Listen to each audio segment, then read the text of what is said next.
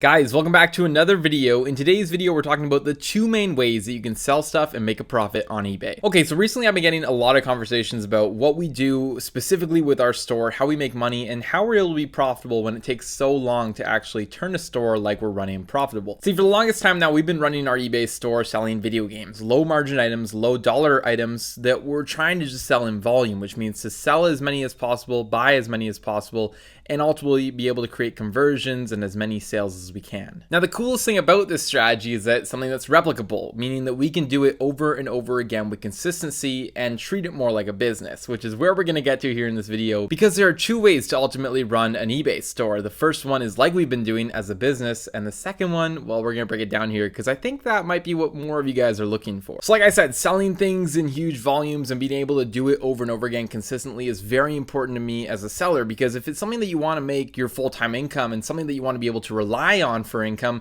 then you need to make sure that you can replicate it and do it over and over again. And I think this is where a lot of people will get lost and discouraged selling on eBay, because they might start off their store trying to sell something in high volume because they see it on YouTube or wherever and they see, okay, I just need to sell, let's say, a whole bunch of video games. So they go out and they buy their first 100 and they list them all, and it takes them a long time because they're learning the processes and things.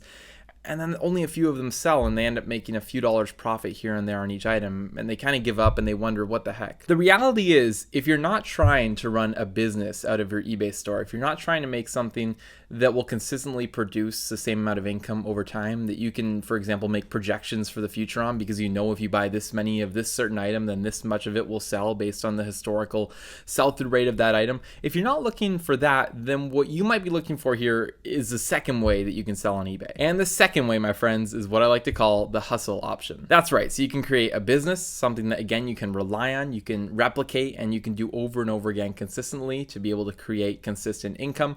Or you can do the hustle option, which is where you go out and you work your butt off, going to different marketplaces, going to different thrift stores, going to flea markets, trying to find those one-off items that you can purchase for $10 and sell for $60. Now, the coolest thing about the hustle model, and why I think everybody should start out with it, and why even we still run a store that basically uses this model, is that anybody can do it. It's a very low barrier to entry, and it can be very gratifying and a quick way to actually earn some money. You see, with what we're doing, you had to have a huge scale for it to actually make you enough money to live off of. For example, we have well over 5,000, maybe almost 6,000 listings right now on our video game store alone.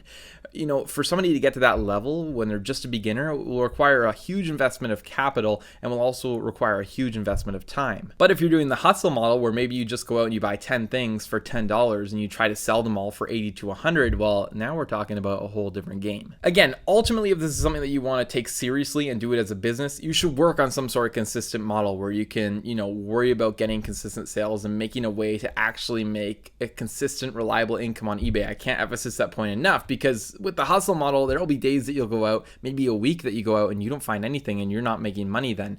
So to consider that a business, I think, is a little tricky, and that's why I'm saying there's sort of two models. At the same time, however, you will see eBay stores and even people here on YouTube making videos that are still doing the hustle model, and it works great. And again, I think you're limited to some capacity. I mean, it's hard to train a staff, for example, to go out and be able to list a t-shirt here and then an amp here and a stereo here and maybe a phone here, and they don't necessarily know all those different things, and it's hard to train for that. So again, it's not scalable the same way that a business might be. But if you're one person and you're looking for the fastest and quickest way to make a whole lot of money on eBay without having to put in the same amount of time and effort and listings that we've done, then this is perfect for you. And I think that's why we really need to be able to kind of decipher and point out that there are two ways to do this, and that one approach may not work for everybody. So let's go ahead and break it down nice and simply. You want to do the hustle model, you can start out with as little as like literally $5 or $10. You could start out for free if you wanted, just going to marketplace free listings and picking stuff up and trying to flip it here and there. And you'll probably need to use a combination of marketplace and eBay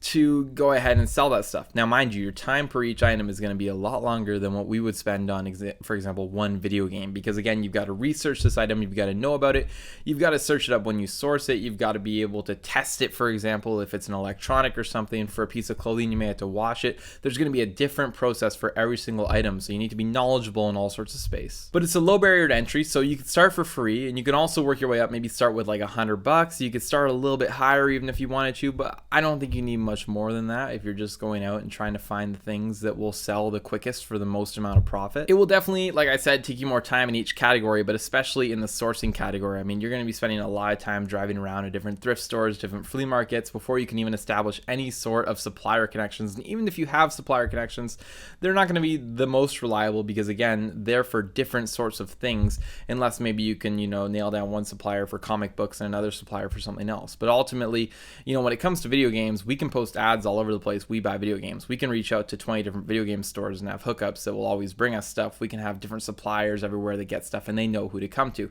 If you're selling stuff all over the place, it's a little bit more difficult, so expect, again, to spend more time on the sourcing side. And additionally, all through the processes, like we said, down to the photographs, down to the testing, down to the listing, down to the research, everything's going to take a little bit more time, but again, you have an opportunity to make some big money here. We've had individual flips in the past, things that we've bought for $10, $15 and sold for $300 or $400. That is possible, although it's gonna be more rare. So likely what you're gonna be looking for are things that you can buy for 10 and turn into 40. I'd say that's a pretty reasonable kind of margin there, and you make 20 bucks. You get lucky, you buy something for 10, you sell it for 80. And maybe once in a while you get something that sells for more than that. But ultimately, that's sort of the range that you're going to be playing in. It can be a profitable system. It can be a very quick way to earn some cash. But again, it can also be quite time consuming. And it's not something that you can necessarily replicate every time that you go out. It won't offer you that same consistency. And again, to recap, the second model, which is the business model, which is what we've been focusing on and putting a lot of our energy into, that's really where you go out, you develop some sort of supplier connections, you really niche down and pick one item that you want to sell. You want to learn the in and outs of that item so you know everything about it, what the different sell prices are in that niche and category. You can come up with a process, a system in place that you can use to then list things very quickly, and you're going to try and scale this up as fast as possible using a little bit more capital. I'd say to start with what we're doing, you probably want $500 to $1,000.